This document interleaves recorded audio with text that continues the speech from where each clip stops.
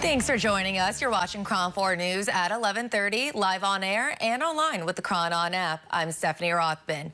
A San Jose taekwondo instructor will soon be registered as a sex offender, but the court says he can still work with kids and teach classes. The man was convicted for molesting two teenage girls when they were under 16 years old, and for the first time since his arrest, the teenagers' moms are now speaking out, saying parents in San Jose should be aware. KRON 4's Jacques Malmed has the details. And this is a picture that the girls surprised me with. Marie Mabinog's just like any other parent. She thinks the world of her two daughters. These photos over here are my girls' high school graduation. This is when a lot of this stuff was happening.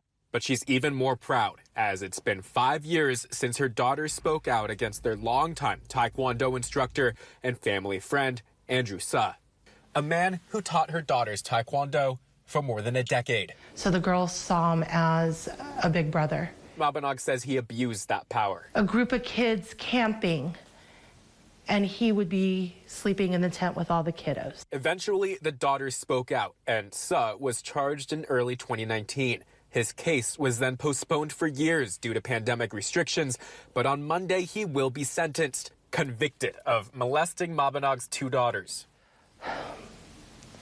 You would think there was a gratifying feeling on this. As a parent, I placed my kids in his hands.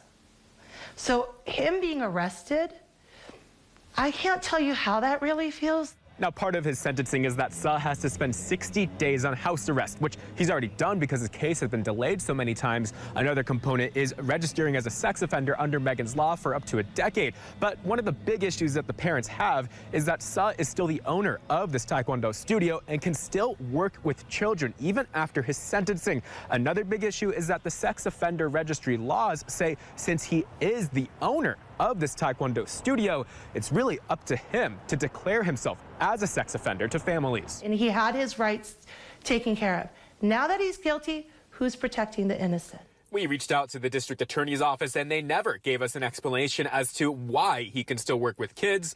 They also told us Suh has to report his sex offender registry to his students. But when we clarified the part of the law that excludes business owners, they didn't respond. This is a loophole in our law. There needs to be something to protect our kids more. As for Mabinog's daughters, both went on to graduate college. She's proud of their courage. And they stood their ground to speak their truth. And in it, they did it to protect others. And with this chapter of Suh's legal battle behind them, Marie has this message for parents. Trust no one with your most valuable asset. Because the moment that is damaged, it is hard to fix.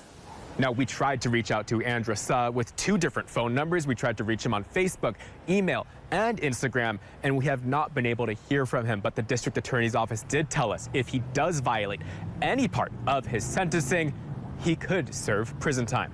Reporting here in San Jose, Jacques Malmed, KRON 4 News.